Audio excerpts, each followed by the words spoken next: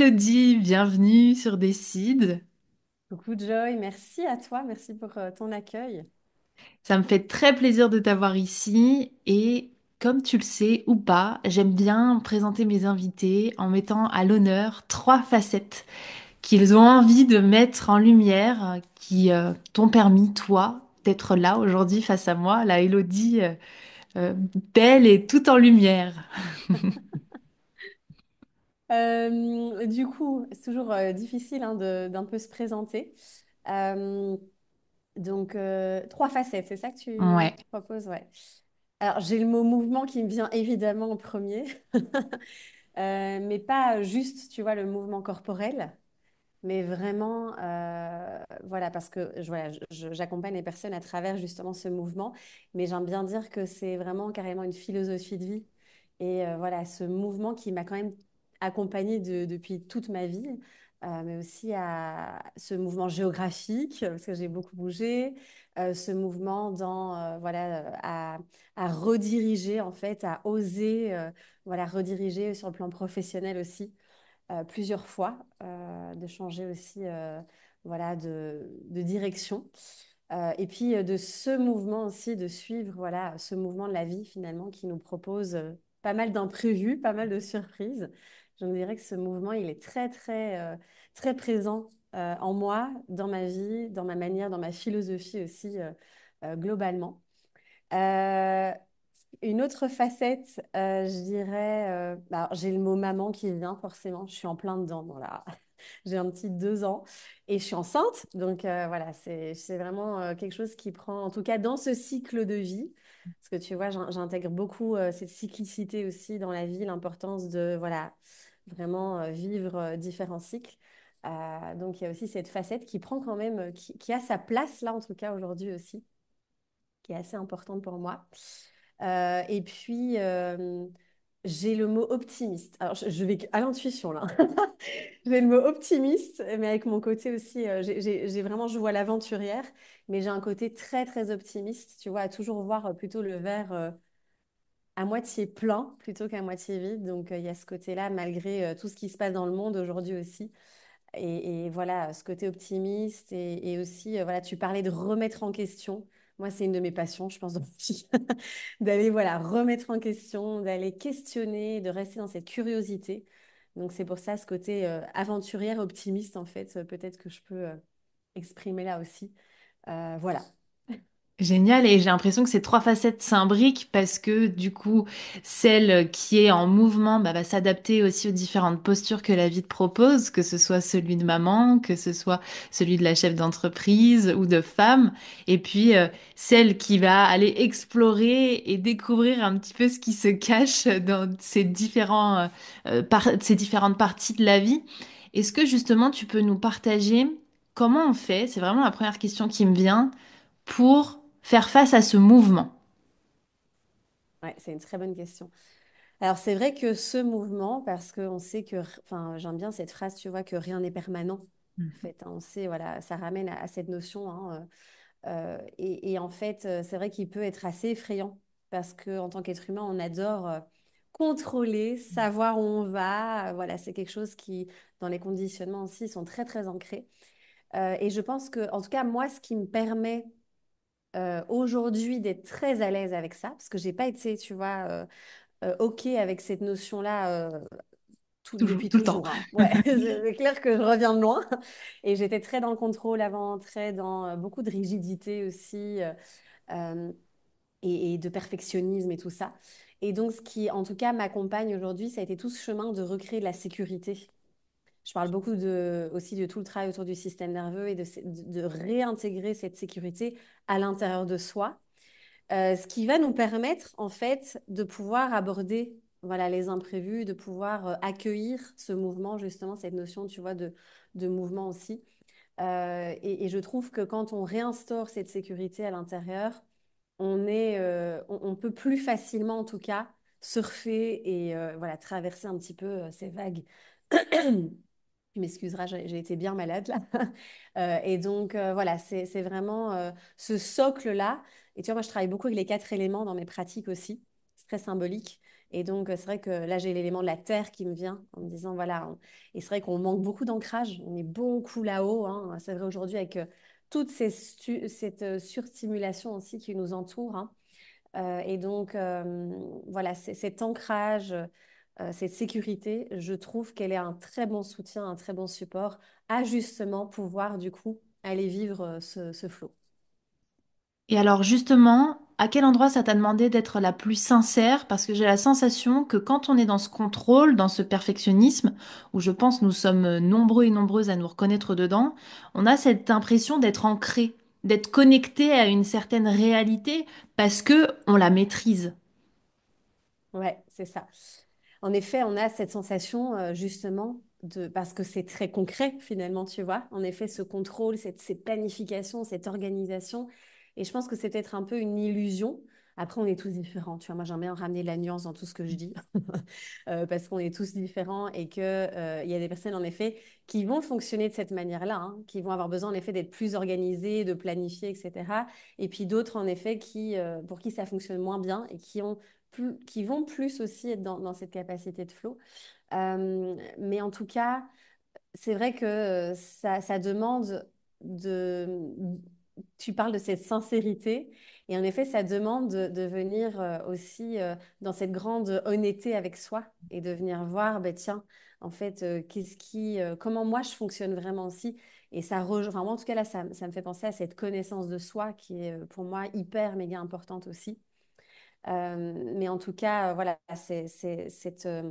quand tu veux dire, tu peux peut-être reformuler ta question, je ne sais pas si j'ai bien répondu. Bien sûr, c'était peut-être si tu as envie de le relier à ton histoire, qu'est-ce qu'il a fallu lâcher, toi, dans tes Ah oui. conditionnements pour pouvoir honorer cette sécurité intérieure et sortir du contrôle et du perfectionnisme. Ouais, ouais, ouais. Ah ben, ça a été un sacré chemin, en effet. Je pense que ça a été peut-être, tu vois, d'aller... c'est... En tout cas, je pense que dans mon parcours, ça a été vraiment le chemin lié aux émotions. Parce que je pense que, tu vois, tout le travail en tout cas, tout ce qui émergeait par rapport à ce contrôle, ce perfectionnisme, ce besoin enfin, cette grande rigidité dans laquelle j'étais aussi, finalement, c'est un peu, je parle souvent du couvercle de la casserole, tu vois, où en fait, quand tu le soulèves, ça bout en fait en dessous. Et moi, c'était un peu cette image-là qui était là, et ça m'a demandé de plonger dans cette vulnérabilité et d'aller voir ce qu'il y avait en dessous, en fait, d'aller voir toutes ces insécurités, toutes ces peurs, où finalement, j'ai été quelqu'un qui était mais depuis petite, tu vois, c'était la bonne élève, la bonne personne, il fallait que je sois première de classe, et ça, c'est très connecté, évidemment, aussi au lien d'attachement, à ce que j'ai pu vivre aussi dans l'enfance, avec mes parents et tout ça. Mais en tout cas, j'ai tellement vécu dans je dois montrer, je parle souvent de cette vitrine du bonheur, tu vois, je dois montrer que tout va bien, maîtriser les émotions et autres. Et donc, tout ce chemin que j'ai fait, ça a été vraiment de replonger dans cette vulnérabilité et d'aller voir ce qu'il y avait vraiment, en fait, dans les profondeurs. Et ça, c'était pas simple parce qu'il y avait beaucoup de colère, beaucoup de rage. Tu vois, c'est une émotion qui est quand même très intense. Euh, Beaucoup de colère, même envers moi-même, de ne pas avoir pu m'exprimer, de ne pas avoir pu poser mes limites aussi, de vraiment ouais, me respecter moi, en fait. Et donc, je pense que, tu vois, toute cette carapace de contrôle, de maîtrise et de perfectionnisme et autres, finalement, c'était une sensation, une illusion, comme on disait, de contrôler la vie et de pouvoir me contrôler moi aussi. Et donc d'aller plonger là dans cette sensibilité, parce que je suis très sensible aussi, ça a été ouais, ce chemin finalement d'honnêteté aussi envers moi-même, quoi. Je me retrouve bien dans ce que tu partages et j'ai envie de te demander comment tu as fait justement pour faire face à ces moments douloureux, difficiles, parce que je sais que dans ta pratique, tu as comme moi cette vision holistique et qui t'a amené à vraiment passer par le corps au sens le plus noble possible. Et moi, j'aime à dire que cette traversée, elle peut ne pas être comprise parce que justement, elle est très abstraite. Donc, comment t'as fait pour plonger dans cette vulnérabilité et t'en sortir quelque part? Ouais. Bah alors, tu vois, moi, je suis très... quand je décide de quelque chose, j'y vais. Donc, c'est vrai que je j'ai pas eu trop de barrières à ce niveau-là. J'ai des limitations ailleurs, hein, mais c'est vrai que j'y suis allée. Et une fois que j'ai compris que j'avais accumulé justement toutes ces émotions et qu'en fait, il était temps d'aller au contact, d'aller rencontrer ça aussi, et finalement d'augmenter aussi, j'aime bien parler d'augmenter sa capacité à être avec l'émotion. Parce que tu vois, aujourd'hui, on parle beaucoup de libération, libération, libération. Et c'est aussi, parce qu'on, comme si on voulait se débarrasser aussi un petit peu, tu vois, de ce qu'on ressent.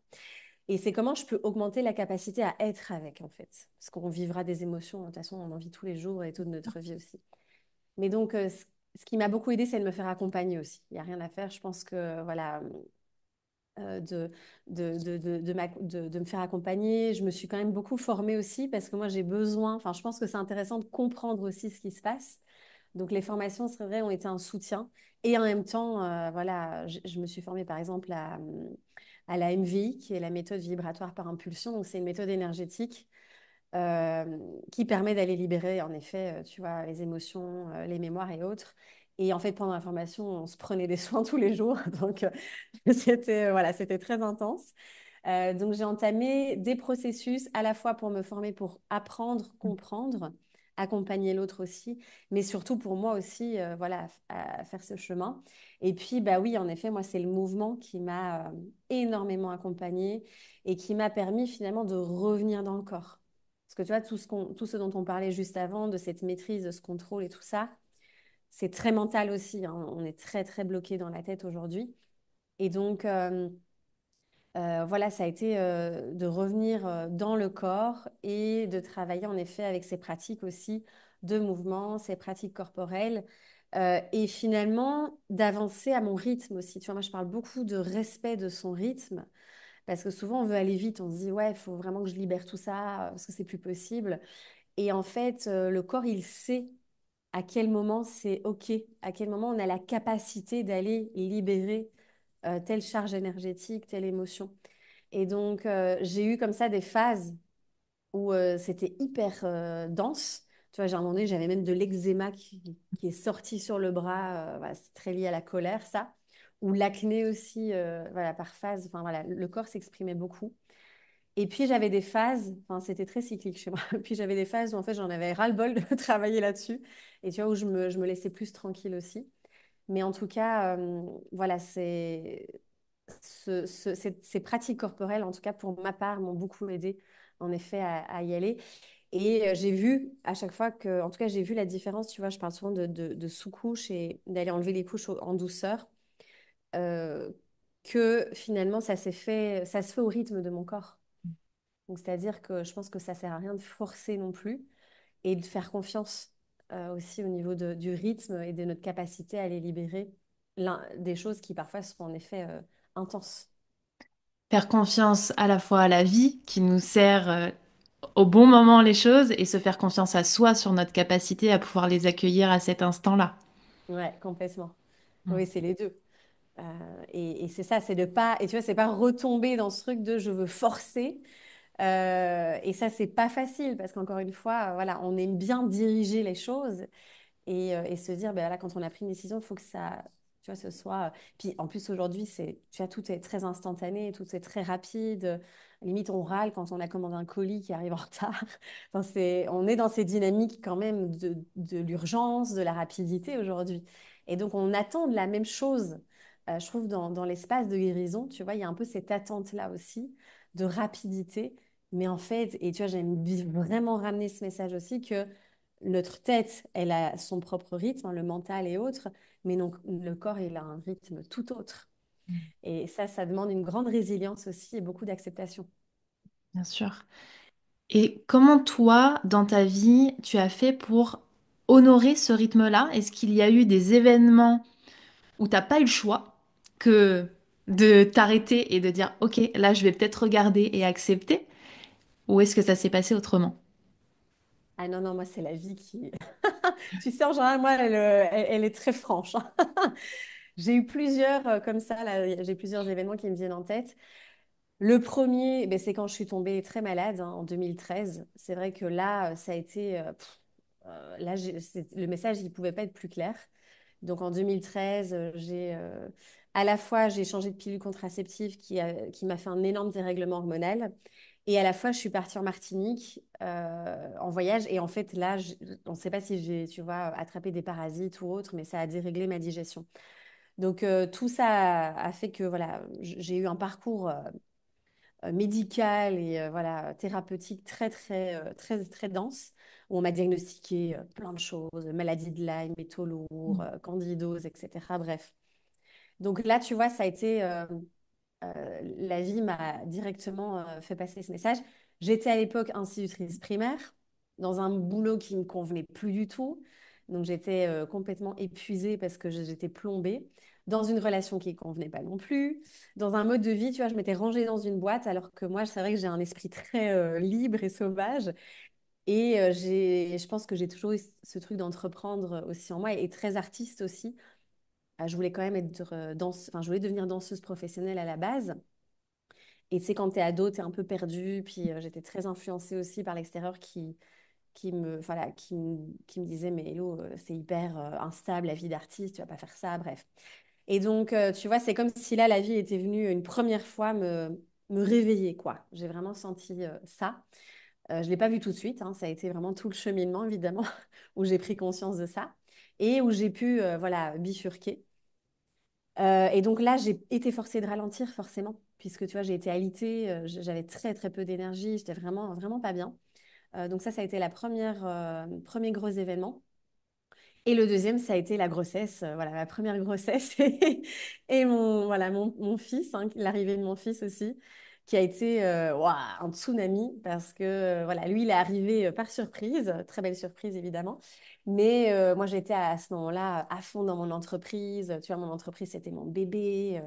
Je bossais énormément, donc ça a été un peu. J'ai été dans beaucoup de résistance au début. Et ce qui était intéressant, c'est que pendant cette première grossesse, j'étais épuisée. Mais Mm. vraiment, j'ai passé beaucoup de temps dans le canapé en étoile de mer, quoi. Tu vois, c'était vraiment. Et c'était vraiment le message, c'était en fait, stop, tu ne peux plus continuer comme ça. Parce qu'en fait, je me cramais même, tu vois, en tant qu'entrepreneur. Et donc, là, j'ai pas eu le choix de ralentir. Et donc, ça a été tout un processus vraiment d'acceptation, de résilience et de fonctionnement, tu vois, voilà, j'ai pas eu le choix de changer, voilà, de modifier ça. Et quand Naël est arrivé, ben, pareil, au début, c'était, j'ai vraiment vécu beaucoup de résistance aussi à me dire, bah, mon entreprise n'est plus au centre de ma vie. Là, il y a un petit être. Et donc, évidemment, j'étais hyper heureuse et tout, hein, mais c'est vrai qu'il y avait beaucoup de blocages en moi. Et donc, là aussi, ça m'a vraiment invitée de devenir maman, en tout cas. Ça m'a invitée, tu vois, à complètement avoir un autre regard sur la vie et de me dire, ben, il n'y a pas que mon entreprise, en fait. Et aujourd'hui, tu vois, elle est plus au centre, c'est plus le number one en fait. Elle reste hyper importante parce que voilà, c'est mon espace aussi de création, de créativité. Ça me nourrit énormément. Je suis hyper passionnée. J'ai jamais l'impression de travailler, sauf quand je fais ma compta. Mais, mais voilà, ça a été aussi pour moi une sacrée expérience, ouais, qui m'a vraiment, qui a remis en question mon mode de vie. Et aujourd'hui, alors évidemment, tu vois, je suis encore en chemin parce que quand on fonctionne comme ça depuis toujours sur l'urgence, dans l'hypervigilance, où en fait mon système il est dans un état de survie permanent, ça prend du temps, tu vois, d'aller reprogrammer ça, d'aller recréer cette fameuse sécurité dont on parlait tout à l'heure aussi, et de fonctionner différemment. C'est vrai que voilà, c'est un sacré chemin. Et là, cette deuxième grossesse, ben voilà, à nouveau une invitation, mais je le vis complètement différemment. Et tu vois, c'est là où je vois l'évolution, où là, aujourd'hui, je suis en capacité totale enfin, totale, peut-être pas, j'exagère, mais en tout cas, il y a une meilleure capacité à me dire, OK, je ralentis au niveau du boulot et tout va bien. Voilà, Mm. tout va Justement, bien. tu as élargi aussi ta capacité à recevoir cet imprévu. Exactement. parce que c'était aussi c'était une deuxième surprise. Enfin, non, on avait très envie, mais elle arrivait un peu plus tôt. Bref, donc tu vois, c'est très intéressant par rapport à ce contrôle dont on parlait, où en fait, voilà, là, en fait, c'est à chaque fois des invitations où c'était très cocasse parce qu'avec avec ma business manager, tu vois, on avait tout planifié 2025 en se disant, bon, ben, on aimerait bien avoir un deuxième enfant, donc on va tout planifier jusqu'au mois de juin, les formations. Et après, voilà, ah bah, tout a capoté, tu vois, on a dû tout revoir. Et donc, et cette fois-ci, alors j'ai eu des résistances, hein, je dis pas, tu vois, je veux dire, je reste humaine et je suis très loin d'être parfaite. Donc j'ai eu à nouveau des résistances qui ont émergé, mais j'ai été en capacité de les accueillir et de me dire, tout va bien, il n'y a pas de danger et on va pouvoir ralentir en 2025. Voilà. Donc voilà, ça a été, tu vois, pas mal d'événements qui m'ont appris. Et aujourd'hui, c'est vrai que j'ai un tout autre mode de vie. Mais les gens continuent à penser, tu vois, que j'ai un agenda plein, que je suis tout le temps hyper overbookée. Et ça me fait sourire parce que j'ai beaucoup d'espace dans mon agenda, parce que c'est ce que je veux aujourd'hui aussi. Et voilà. Alors, c'est pas encore parfait, tu vois, je sens que je suis encore parfois dans cet état d'urgence aussi qui se réactive. Mais en tout cas, il y a une évolution, quoi. Est-ce que justement tu peux nous partager les découvertes que tu as pu faire sur toi ou sur le fonctionnement humain au sens large qui te permettent aujourd'hui de mettre davantage de sécurité intérieure et de faire face à ces imprévus de la vie? Hmm.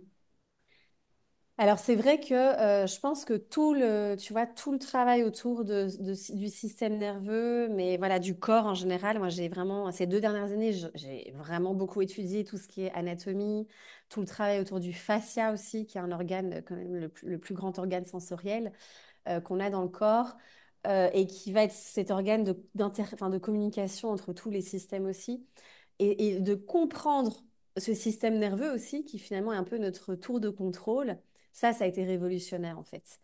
Parce que j'en ai, enfin, tu vois, moi je suis une passionnée de la vie, et donc j'ai étudié énormément de choses, la nutrition, la naturopathie, l'énergétique, enfin voilà, j'ai pas mal d'infos là, mais il manquait quelque chose en fait, malgré ça, malgré toute la partie aussi émotionnelle et autres, ça a été une révélation quand j'ai découvert vraiment toute la théorie polyvagale aussi, et comprendre en fait les différents états de notre système nerveux.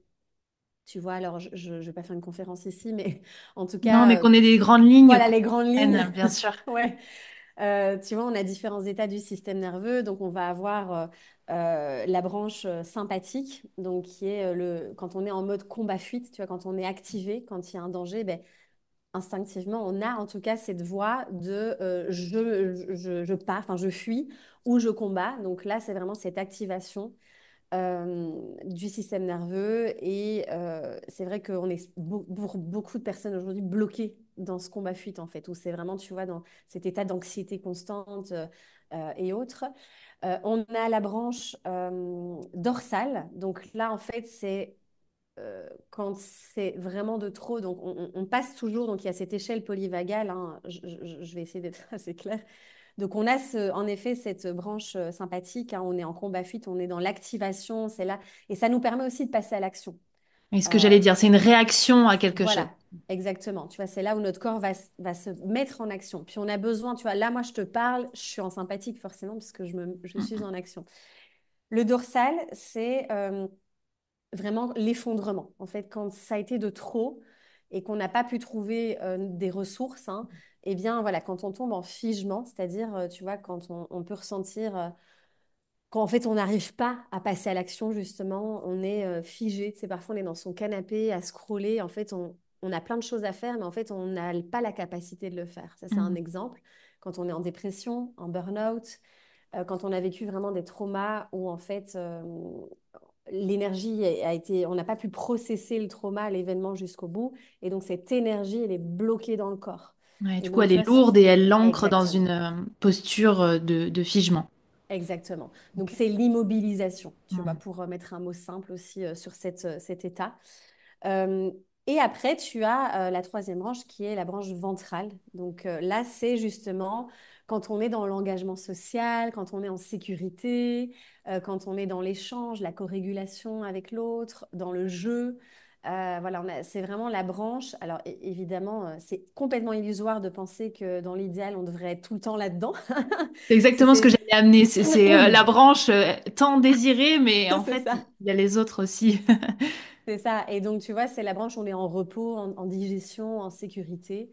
Et en fait, évidemment, on n'est pas fait du tout pour rester dans cette branche-là, hein, parce que parfois, il y a un peu cette recherche de tout le temps être calme et régulé. En fait, justement, on est l'idée, en tout cas, et moi, c'est ce qui m'a énormément aidé et plu dans cette approche, c'est de regagner de la souplesse, tu vois, et de pouvoir, donc, au lieu d'être bloqué dans un état, c'est de retrouver cette capacité à passer d'un état à l'autre, sans rester bloqué dedans. Et donc, c'est vraiment tu vois, pour beaucoup de personnes, ben, on peut être bloqué en sympathique, en effet, à tout le temps être là dans le mode urgence, dans cette hypervigilance, dans cet état de survie. On peut être évidemment en effondrement dans le dorsal et être bloqué aussi dans cet état-là.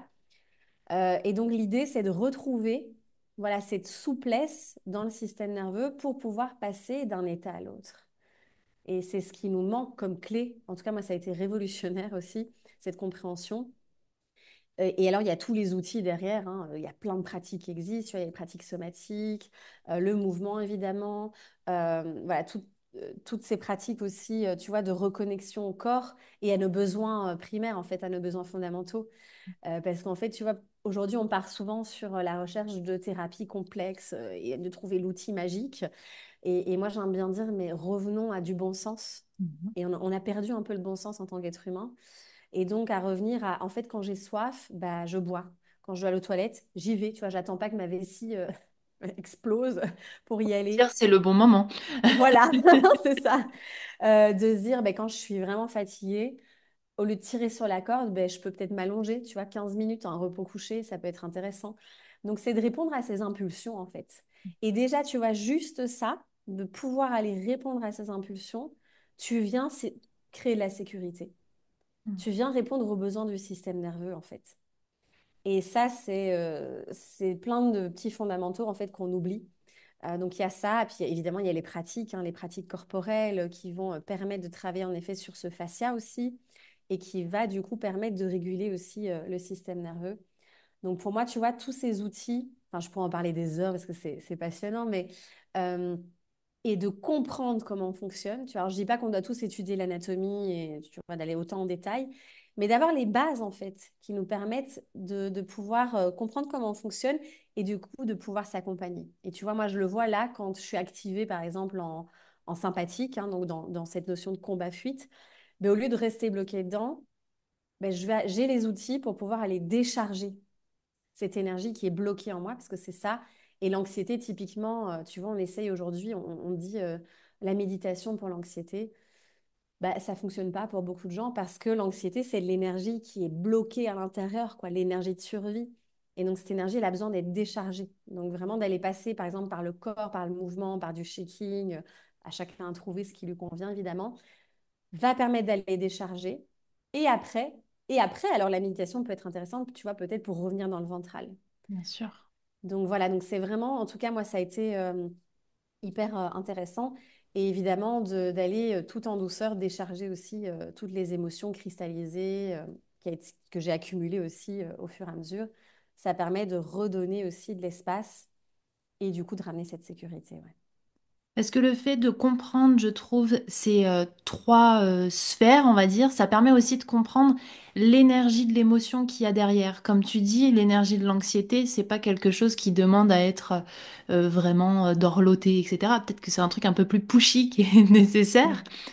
Est-ce que tu peux nous dire quel est le rôle des fascias dedans, qu'on comprenne bien et qu'on ait un élément supplémentaire? Parce que ce que je comprends, c'est que du coup, on va passer par ces différents états, on va naviguer au quotidien dedans.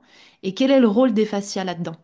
Ouais, tout à fait. Alors, c'est vrai que le fascia, c'est quelque chose de très complexe. Donc, pour simplifier, en fait, si tu veux, le fascia, faut comprendre que donc en fait, c'est quand même 20 kilos de notre poids de corps hein, en tant qu'adulte. Donc, c'est un organe qui est hyper important. Et pendant très longtemps, c'est vrai que même dans les autopsies et tout ça, tu vois, on jetait le fascia, on était là, vas-y, il nous dérange, on n'arrive pas à aller voir les organes, les muscles et autres. Et en fait, c'est très récent dans les recherches anatomiques et autres où on s'est rendu compte de l'importance de ce tissu. Donc, c'est un tissu conjonctif hein, qui ressemble un peu à une grande toile d'araignée et qui est tridimensionnel, tu vois, et en fait, qui est composé principalement d'eau, mais aussi de collagène et autres. Et on peut visualiser cette immense toile d'araignée qui va vraiment être présente partout dans le corps. Donc, il va envelopper tous nos tissus, nos organes, le cerveau. L'os est du fascia rigide, Mm. d'ailleurs. Donc, ce fascia, il est vraiment partout.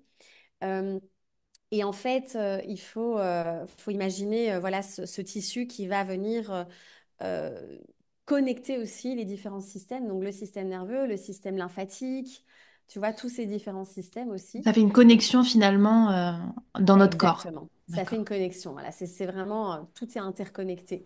Et c'est pour ça que parfois, tu vois, aujourd'hui, il y a une problématique dans l'approche de la médecine aussi, où en fait, on va cibler. Tu vois, tu as le médecin du genou, le médecin de l'épaule. Mm, Et en fait, ton genou, tu as des douleurs au genou, ça vient de ta hanche ou de ta cheville puisque tu vois, en fait, on ne peut plus aujourd'hui voir le corps humain comme des morceaux, tu vois, isolés. On est vraiment un ensemble très complexe qui est complètement interconnecté. Et c'est ce fascia, si tu veux, qui vient, voilà, interpénétrer, interconnecter tout ça. Et en fait, le fascia, il est complètement innervé. Je crois qu'il a en plus 250 millions de propriorécepteurs, je crois. Donc, c'est aussi via. C'est pour ça qu'on dit que c'est l'organe sensoriel, tu vois, le plus vaste dans le corps. Et donc, c'est dans ce fascia aussi que, à partir du moment où tu vis des traumas ou des émotions qui n'ont pas été pleinement vécues et libérées, toute cette énergie-là vient se cristalliser, en fait, dans le fascia. Et ça vient créer des nœuds, des restrictions, ça rigidifie le fascia. Le manque de mouvement aussi, tu vois, aujourd'hui, on est quand même très sédentaire. Et donc, le manque de mouvement aussi va rigidifier ce fascia. Et donc, qu'est-ce qui se passe? C'est que ce fascia qui se rigidifie, forcément, il va créer plein de dysfonctionnements, hein, des douleurs, des maux, etc. Et il va aussi, si tu veux, impacter le fonctionnement du système nerveux, puisqu'il est innervé de ce système nerveux. Donc, ça vient impacter aussi notre capacité à justement, tu vois, aller dans ces différents états. Ça vient figer aussi le nerf vague, hein, ce fameux nerf qui finalement relie aussi le cerveau avec tous nos organes. Donc, tu vois, il a un rôle quand même extrêmement important. Et donc, c'est intéressant d'aller travailler sur ce fascia, puisque ça va permettre de redonner justement, voilà, en tout cas, de soutenir le fonctionnement de ce fameux système nerveux mais pas que. Tu vois, ça va aussi permettre de relancer le système lymphatique et ouais, cette communication au niveau hormonal, neuronal aussi et autres. Donc, ouais, il y a vraiment un travail assez intéressant à faire aussi. Ouais. Tu dis que c'est nouveau par rapport à la science, mais de mémoire, le fascia, c'est quelque chose qui est très connu en médecine traditionnelle chinoise principalement. Alors, en effet, c'est vraiment la médecine, en effet, plus occidentale. En effet, en médecine chinoise, alors, c'est vrai que tu vois, moi, je n'ai pas étudié en détail la médecine chinoise, mais c'est sûr que eux en parlent euh, depuis beaucoup plus longtemps que nous. Et puis, d'ailleurs, les méridiens, tu vois, les méridiens, donc les canaux énergétiques en médecine chinoise, en fait, ils ont relié ça, en fait, aussi aux méridiens myofasciaux, donc aux méridiens des fascias. Et ils se sont rendus compte qu'il y avait des corrélations aussi. Donc, c'est assez intéressant, tu vois, aussi de réunir ça. Mais en effet, oui, bon, la médecine chinoise, ils sont toujours. C'est comme le mouvement, tu vois, Bien sûr. toutes les pratiques Qigong, Tai Chi, etc. Elles sont là depuis des millénaires et ils ont compris l'importance de faire circuler cette énergie et du mouvement aussi. Mm. Donc, oui, oui. Ouais. Et comment on fait concrètement pour travailler sur ces fascias? Je sais pas, par du massage, par du mouvement, parce qu'on parle de médecine traditionnelle chinoise, donc du coup ça pourrait être de l'acupuncture. Est-ce que toutes ces pratiques viennent travailler sur le fascia ou est-ce qu'il y a une pratique vraiment spéciale fascia, quoi? Alors, il y en a plusieurs, parce qu'évidemment, tu vois, c'est quand même chouette d'avoir que chacun puisse trouver ce qui lui convient, encore une fois. Donc, en effet, il y en a plusieurs. Alors, moi, j'aime beaucoup, à nouveau, tu vois, remettre un peu en question ce qu'on propose aujourd'hui, parce que on va beaucoup parler des étirements, Mhm. tu vois, de l'étirement. On va beaucoup parler aussi d'aller travailler avec des rouleaux de massage. Mhm. Et tout ça, c'est à nuancer, parce que tu vois, quand on comprend comment fonctionne le tissu, C'est-à-dire que tu vois, nos tissus, nos muscles et nos fascias aussi, c'est pas extensible à l'infini. Tu vois, nous, on a l'impression qu'on doit gagner en souplesse, qu'on doit les s'étirer, s'étirer, s'étirer. C'est vrai que c'est ce qu'on entend beaucoup aujourd'hui. Pour prendre soin des fascias, il faut aller s'étirer. Et en fait, on se rend compte que on a une limitation aussi dans l'étirement. Et il y a un réflexe, si tu veux, qui s'appelle le réflexe d'étirement, le réflexe myotatique, qui fait que notre muscle, quand il va être, ou nos tissus, quand ils vont être étirés, à un moment donné, il y a, tu vois, un mécanisme de protection. C'est-à-dire que pour éviter le déchirement, eh bien, le muscle, il va se contracter, tu vois, il va revenir. Et donc, on se rend compte que d'aller étirer, étirer, étirer, en fait, c'est contre-productif et ça vient créer du stress dans le corps et dans le système nerveux. Mhm. Et donc, c'est pour ça que tu as des personnes, et peut-être que ceux qui nous écoutent vont se reconnaître, qui sortent de pratiques. Et moi, je le vois, tu sais, je travaille avec beaucoup de personnes aussi qui ont des traumas, qui, voilà, sont dérégulées et qui ont de l'anxiété et qui me disent, mais en fait, moi, je sors du cours de yin yoga et je suis hyper stressée. Enfin, je sors de là, je me sens pas bien. Ou je fais une crise d'angoisse, voilà. Et donc, ce qui va être intéressant, en tout cas, moi, dans toutes les formations que j'ai eues, je me suis beaucoup formée avec Selina Wang, avec, voilà, qui sont très en lien avec John Sharkey, tu vois, qui est un anatomiste qui travaille beaucoup sur le fascia, Karen Kirkness et tout ça. Et on se rend compte que d'aller étirer comme ça, en fait, ben, crée plus de stress finalement que de bien-être. Donc, ça remet en question aussi notre façon de bouger. Mhm. Et donc, aujourd'hui, on voit qu'il y a d'autres pratiques qui émergent, qui sont des pratiques beaucoup plus respectueuses. Moi, je suis formée au yin yoga somatique, du coup, où tu vois, on va pas aller justement dans ce maintien de l'étirement parce qu'on sait que ça crée du stress pour le corps, mais on va ramener, donc on se base évidemment sur le yin yoga qui est une pratique magnifique, hein, mais on va aller rajouter du mouvement, on va aller rajouter des micro-mouvements, tu vois, pour pas rester dans du figement. On va utiliser des balles, tu sais, les balles un petit peu comme le Pilates et autres, pour aller travailler de l'automassage, de la compression aussi, parce que nos fascias, ils adorent la compression. On est fait de tension et de compression, donc tu vois, d'aller compresser, mais en douceur. Donc, c'est pour ça que tu vois, je reviens sur les fameux rouleaux, là, parfois, qui sont trop durs aussi. Et donc, pareil, ça peut créer plus de stress que de détente.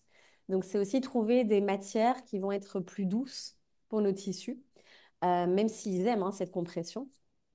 Et puis le mouvement en général, voilà, que ce soit le mouvement, c'est sûr que le mouvement est, voilà, le yoga, la danse, le mouvement fluide aussi, tu vois, le corps il adore, enfin les fascias adorent ça aussi. Et les massages, en effet, peuvent être très intéressants aussi.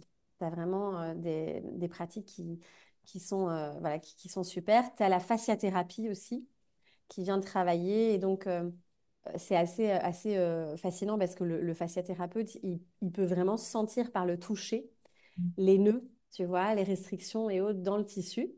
Parce qu'aujourd'hui, on n'a absolument pas d'outils pour aller voir comment est notre fascia. C'est-à-dire que tu as des personnes qui ont des douleurs, qui font des radios, des IRM, tu vois, et plein d'examens. Et en fait, on leur dit, mais il n'y a rien. Et en fait, c'est situé au niveau du fascia. Et on ne voit pas le fascia dans ces imageries. Et donc, la seule manière, c'est pour le moment, en tout cas, via le toucher, chez des thérapeutes vraiment spécialisés. Donc voilà, donc toutes ces pratiques peuvent être super. Et puis, la mobilité. Donc, moi, tu vois, au début, aujourd'hui, je suis vraiment, je prône davantage la mobilité, donc d'aller gagner en mobilité au niveau du corps. Donc, il y a tout ce travail aussi que Dr. Karen Kirkness a développé et qui est ces mouvements spirales. Tu vois, on va travailler en fait les rotations, les torsions. Voilà, dans les mouvements, tu vois, quand on vient travailler ici, ces rotations, ces torsions, eh bien pareil, le fascia, il adore parce que ça vient vraiment réhydrater, tu vois, ça vient un peu repulper le tissu, redistribuer l'eau en fait aussi dans ce tissu. Et donc, ce travail de mobilité en rotation et en torsion, il est super intéressant aussi. Voilà, tu vois, il y a plein d'outils. Hein. L'image qui me venait en t'écoutant, il y a vraiment cette notion de respiration en termes de mouvement Ouais. qui est adaptée au fascia finalement. Ouais, ouais, c'est vraiment, tu vois, ce mouvement, c'est le mouvement de la vie en fait. Tu vois, Mm. c'est expansion, condensation. Ouais. Expansion, condensation. Donc, on Et travaille c'est pas beaucoup un là-dessus. apnée qu'on étire. Voilà, c'est ça. Donc, c'est ça, c'est une autre vision. Et bon, bah, tu vois, c'est pas encore du tout répandu, hein. On sait qu'aujourd'hui, il y a toujours encore beaucoup ce truc de performance qui est quand même présent dans les pratiques, dans les approches, d'aller toujours être plus souple, d'être dans des postures acrobatiques. Et donc, on essaye en tout cas, on est plusieurs enseignants à essayer d'aller vers une autre approche beaucoup plus respectueuse aussi du corps, de soi, euh, parce que je pense qu'on en a vraiment besoin. Ouais. Et justement, je me suis posé la question, en tout cas pour résumer déjà à ce parcours-là, tout ce qu'on a dit, ça s'adresse à tout le monde. C'est-à-dire que on a parlé de mouvement, on a parlé de situations de vie qui viendraient nous challenger. L'idée de cet épisode, c'est pas de rajouter des pratiques à aller découvrir justement parce que il y a pléthore de pratiques qui existent, mais de revenir à une certaine conscience de ce qui se passe en nous et que nous sommes des êtres humains. Et donc oui, le stress fait partie de nos vies, l'anxiété aussi parfois pour certains, et que cette régulation émotionnelle peut passer par différentes pratiques et différentes prises de conscience en termes de fonctionnement que l'on a et en termes d'écoute quelque part. Est-ce Ouais. que toi, dans ton quotidien, parce que on a bien entendu qu'il y avait un peu un avant et un après, t'es passé par différentes phases où il y a eu ce rejet peut-être de toutes ces pratiques et de revenir à une certaine euh, simplicité d'avant où le genou c'était le genou, le mal de dos c'était le mal de dos. Comment en fait t'as fait cette transition? C'est vraiment ça ma question, de passer de ce réductionnisme du corps, de l'être humain et de tout ce que ça englobe à cette vision très holistique. Ouais, ouais. Surtout que, tu vois, je viens de la filière quand même j'ai fait de la danse à haut niveau classique contemporain, donc c'est hyper académique, hyper rigide. Et je pense que c'est vraiment quand j'étais vraiment pas bien au niveau des problèmes de santé, où en fait, tu vois, j'étais tellement épuisée qu'en fait, je pouvais plus danser de toute façon. Donc voilà, c'était compliqué. Et en fait, je me suis tournée vers le yoga à la base. Et tu vois, ça me plaisait bien. Enfin, je trouve que le yoga, c'est une belle pratique. Après, ça dépend aussi, on accroche ou pas à différents enseignements. Et en fait, je trouvais ça à nouveau trop rigide à mon goût. Tu vois, j'ai vraiment eu... En fait, c'est vraiment cette reconnexion au corps, moi, qui m'a vraiment permis d'avoir des déclics. Tu vois, où je me suis dit, ah, mais en fait, je peux plus bouger comme ça. Je peux plus. Alors, est-ce que c'est aussi le processus que j'ai eu, tu vois, de ramener de la souplesse en moi aussi, tu vois, dans Hmm. mon mode de pensée, dans la manière d'être avec moi-même aussi.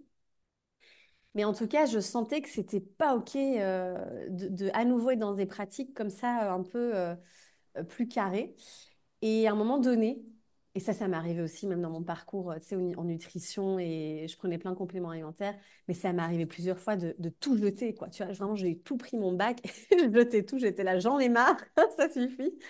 C'est vrai que moi, j'avais tendance avant à être très dans les extrêmes, tu sais, c'était tout ou rien.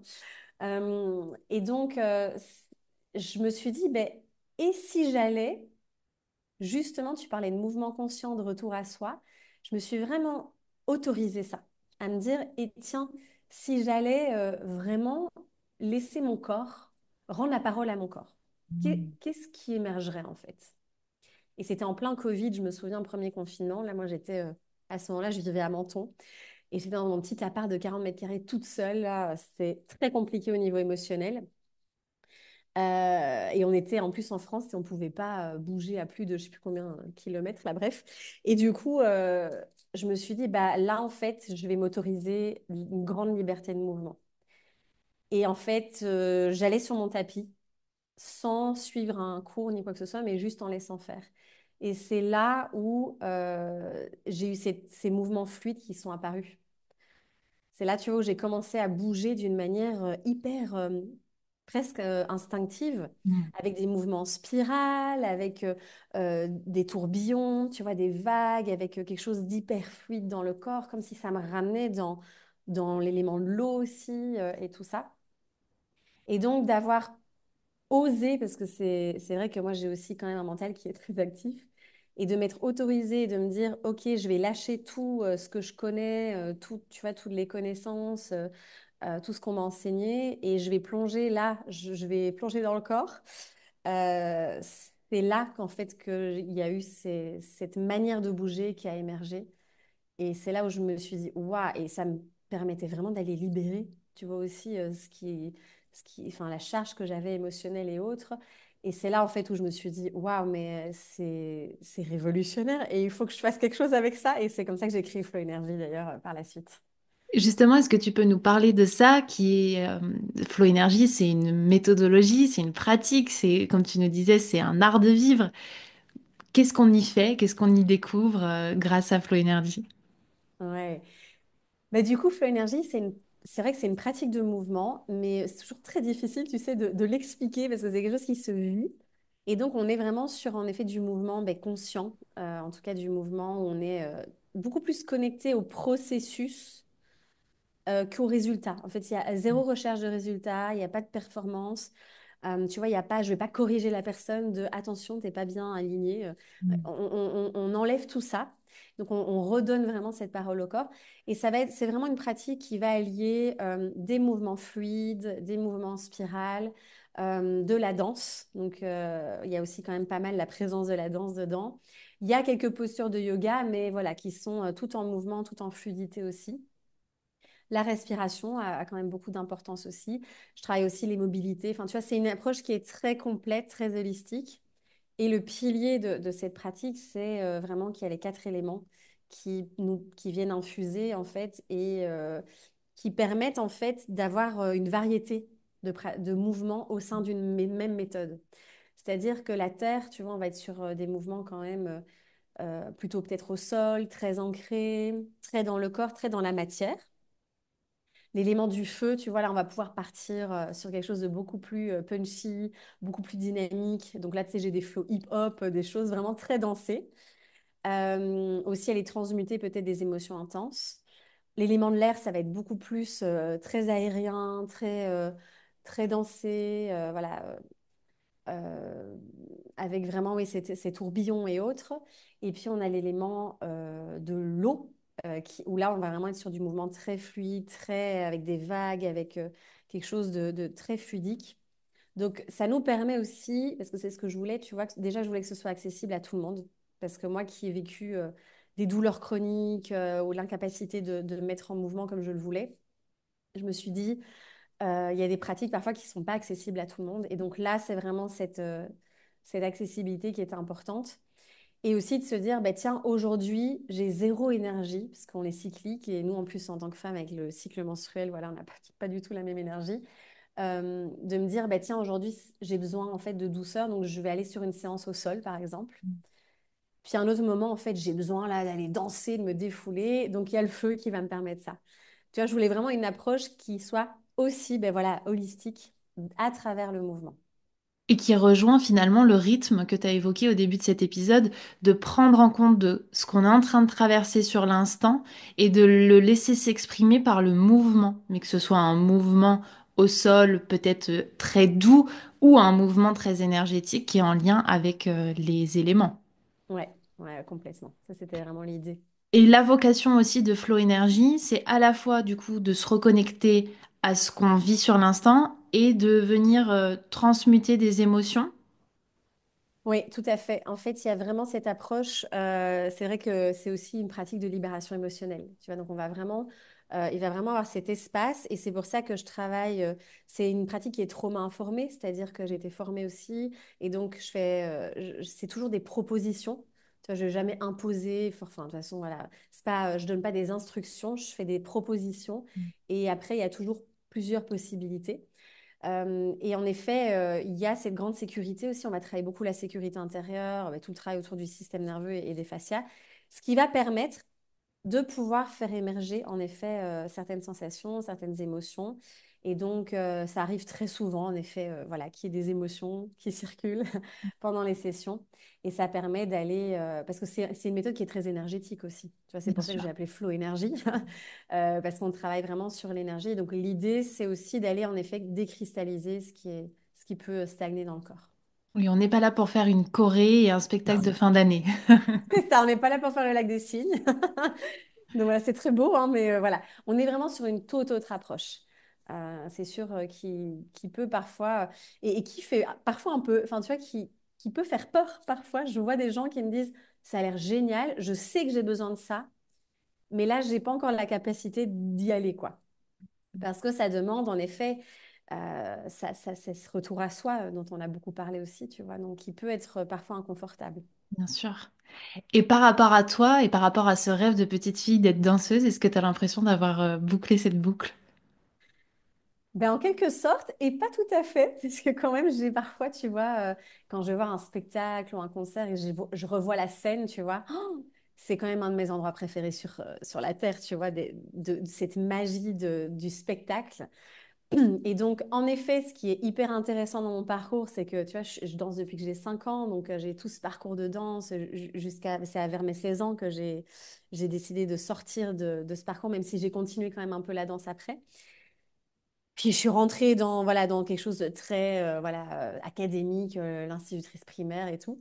Et d'être revenue finalement vers le mouvement de cette manière-là, et finalement avec une toute autre approche, oui, de cette manière-là, la boucle est bouclée et gratitude parce que je me dis de bouger de cette manière-là, parce qu'il y a aussi la pratique Blue Nails où là c'est de la danse libre et intuitive, tu vois.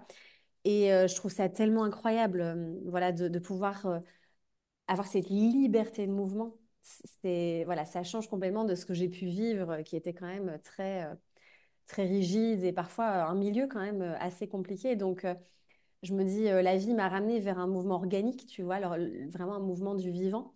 Donc ça, c'est génial. Et puis, il y a encore quand même, tu vois, ce petit truc où des fois, je me dis, j'ai ce rêve, tu vois, de créer un spectacle mais qui va vraiment être un spectacle, pas de danse chorégraphiée, tu vois, voilà, avec tout bien mis, mais d'aller vraiment justement toucher à l'expression du corps, des émotions, d'aller dans quelque chose, tu vois, voilà, il y a ce truc-là où je me dis, ah là, peut-être que la boucle serait à 100% bouclée, mais voilà, tu vois, c'est une envie. Et c'est quelque chose qui peut-être verra le jour ou pas, et je suis tout à fait OK avec ça. Voilà, c'est tout à fait OK, ouais. En tout cas, tu es allé exprimer aussi ce qui était important pour toi dans le mouvement à travers ta propre expérience et c'est ça qui est magnifique, c'est que tu entraînes les autres avec toi à ressentir ce qui se passe dans le corps et ce qui se laisse voir. Ouais, ouais, ouais, tout à fait. Ça, c'était vraiment l'élan. Ouais. Et ça, c'est chouette, tu vois, quand on le traverse. Enfin, moi, j'aime bien, en tout cas, expérimenter, me laisser traverser par quelque chose pour après pouvoir aussi embarquer peut-être les autres avec. Mm. Mm. Justement, j'aime à dire qu'ici c'est le repère des esprits libres et j'entends que cette pratique est là aussi pour nous libérer et nous permettre de d'exprimer cette liberté intérieure. Qu'est-ce que tu auras envie de transmettre peut-être comme conseil à ces personnes qui ont envie de cultiver leur corps libre? Dans la notion d'esprit, ça englobait tout évidemment. Et peut-être de d'insister sur la notion de regard des autres. Comment on fait Mhm. finalement pour s'exprimer librement alors qu'on est dans une société qui nous regarde ou pas, mais en tout cas, on a l'impression qu'elle nous regarde. C'est clair. Très bonne question. Alors, en effet, c'est un sacré chemin. Et justement, tu vois, d'aller oser se rencontrer, je pense. Je dirais que c'est ça, tu vois, j'ai vraiment envie de partager ça. C'est d'aller oser, enfin d'oser en tout cas se rencontrer. Ça demande beaucoup de courage. C'est sûr que ça demande beaucoup de courage. Ça demande beaucoup d'aller dans sa vérité aussi. Et ça, c'est un chemin aussi, je pense qu'on n'accède pas tout de suite. Moi, j'ai l'impression que là, j'ai l'impression, tu vois, de encore aller dans d'autres des couches, alors que ça fait genre 10 ans que voilà, j'ai entamé ce chemin. Mais en tout cas, d'oser se rencontrer pleinement, parce qu'en effet, on est rempli de conditionnements d'injonction. Je trouve que, voilà, même là, tu vois, en étant enceinte, j'ai des discussions parfois avec des femmes qui ont peur, en fait, de tomber enceinte et d'avoir un enfant, de par toutes les obligations sociétales, toutes les injonctions qu'il y a aussi. Donc, ça demande du courage, en effet, de dire non, de pouvoir s'exprimer, de poser ses limites. Et de rester dans sa posture aussi, enfin en tout cas de rester dans son alignement intérieur. Et je trouve que justement tout ce travail, et c'est pour ça, tu vois, là, je me forme aussi un peu plus en profondeur en somatique, vraiment tout le travail au sol. Et elle travaille beaucoup sur ça aussi, sur la société, sur la sphère politique, sur le racisme à travers la somatique, Mm. ce qui est hyper intéressant. Et je pense que, en effet, si tout le monde faisait ce chemin, tu vois, d'aller vraiment se reconnecter à soi, se connaître, parce que c'est ça aussi, tu vois, c'est en fait, qui suis-je sans tous les mécanismes de protection que j'ai mis en place, sans tous les masques? Parce que c'est ça aussi, tous nos parcours de vie. Tu vois, ce qu'on a pu vivre dans l'enfance, c'est très impactant évidemment en tant qu'adulte. Docteur Gabor Maté, il dit d'ailleurs, tu vois, que notre personnalité, elle est construite quand même majoritairement sur des masques et des schémas, enfin des mécanismes de protection, plus que notre réelle personnalité. Et donc, c'est un chemin aussi qui parfois peut être un peu déstabilisant au niveau de notre identité, parce qu'en effet, ça nous ramène à, en fait, mais qui suis-je C'est sans ça. ça, Mm. tu vois? Et donc, et je pense que voilà, ce chemin-là, il se fait ben, très en douceur. Moi, c'est un de mes mots préférés, mais à son rythme. Et ça nous permet de revenir, tu vois, à notre essence et à qui on est au cœur de nous-mêmes, en fait. Et donc, je pense que plus on arrive là, plus on a cette capacité d'être dans cette liberté aussi. Et de se dire, OK, en fait, aujourd'hui, tu vois, moi, avant, j'étais dans l'adaptation constante. Je m'adaptais tout le temps aux autres. Je disais oui à tout le monde, à tout. Tu vois, je me donnais, enfin, voilà, je m'oubliais complètement. Et aujourd'hui, le fait d'être revenu là et d'être en capacité d'écouter les messages du corps aussi, et de l'intuition, et de voilà, et d'y répondre, parce qu'avant, j'entendais, mais je ne répondais pas. Ça me permet aujourd'hui aussi d'avoir, enfin, en tout cas, j'ai la sensation, tu vois, de pouvoir avoir accès à cette liberté aussi. Donc vraiment aller creuser qui nous sommes derrière ces conditionnements et avoir le courage d'écouter et de répondre à ses intuitions. Ça serait ça le conseil. Ouais, ce serait ça. Et Mm. du coup, tu vois, ce travail, forcément, bon, c'est mon taf, mais je veux dire, tu vois, le travail corporel, il est, je trouve, parce que notre corps, pour moi, il nous parle vraiment. Et donc, ça demande aussi, voilà, c'est en effet de revenir là. Je pense que ça peut être un bel outil, tu vois, pour incarner cette liberté. Effectivement, ce que tu nous as offert aujourd'hui, c'est une permission quelque part de sortir de la tête et de revenir encore plus proche de notre cœur, encore plus proche de notre courage. Et parfois, oui, ça demande de retirer les couches, de remettre du mouvement pour laisser entrevoir cette petite lumière qu'il y a derrière, peut-être une anxiété, un stress, une envie de contrôler, peu importe les mots que l'on met dessus, mais j'ai bien aimé finalement cette entrée en matière par rapport à la facette que tu as mis en avant sur le mouvement au sens le plus grand possible, le mouvement intérieur, le mouvement de la vie, le mouvement entre notre tête, notre cœur, notre corps, et que tout ça, c'est libre à nous de l'exprimer, de l'écouter, de le regarder et parfois aussi de l'accepter. Ouais, tout à fait. Mhm. Avant que je te pose la dernière question, qu'est-ce que tu aimerais délivrer que t'as pas délivré encore aujourd'hui pour permettre aux gens d'être plus en lien avec cet aspect ventral tant désiré?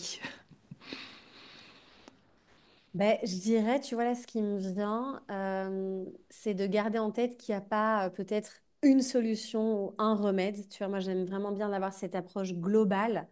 Et tu sais, on me pose souvent cette question, est-ce que juste de travailler sur le mouvement va va guérir mes traumas? Tu vois, il y a un peu ce truc-là aujourd'hui aussi de, voilà. Et donc, de garder en tout cas cette approche globale et d'avoir cette approche holistique.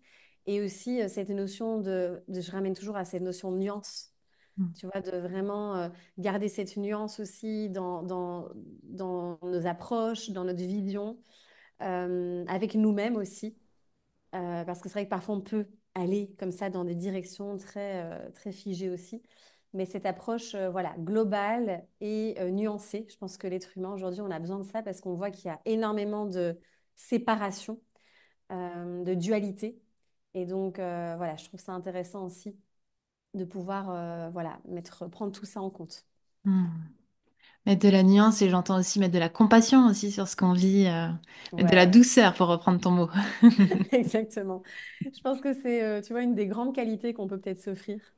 Parce que évidemment, je pense il y a en beaucoup d'êtres humains énormément de dureté de soi à soi. Tu vois, on se met quand même beaucoup de pression, on est très dur envers soi. Et en plus, si ça va pas assez vite, on rajoute une couche. Et donc, en effet, tu vois, de ramener vers, ouais, de revenir vers cette compassion envers soi, cette douceur, de se dire, ben, quand on fait de notre mieux aussi, je pense que c'est vraiment un outil précieux. Hmm. Merci infiniment, Elodie, pour tout ça. Et j'ai Merci envie à de te toi. demander, puisque le podcast s'appelle Décide, qu'est-ce que toi tu décides de continuer ou de commencer? à partir de maintenant. Eh bien, écoute, je décide de continuer à ralentir. Parce que pour moi, je sens que c'est vraiment une nécessité de ralentir, de m'autoriser, en tout cas, la lenteur, le repos, à ne pas toujours être dans cette productivité.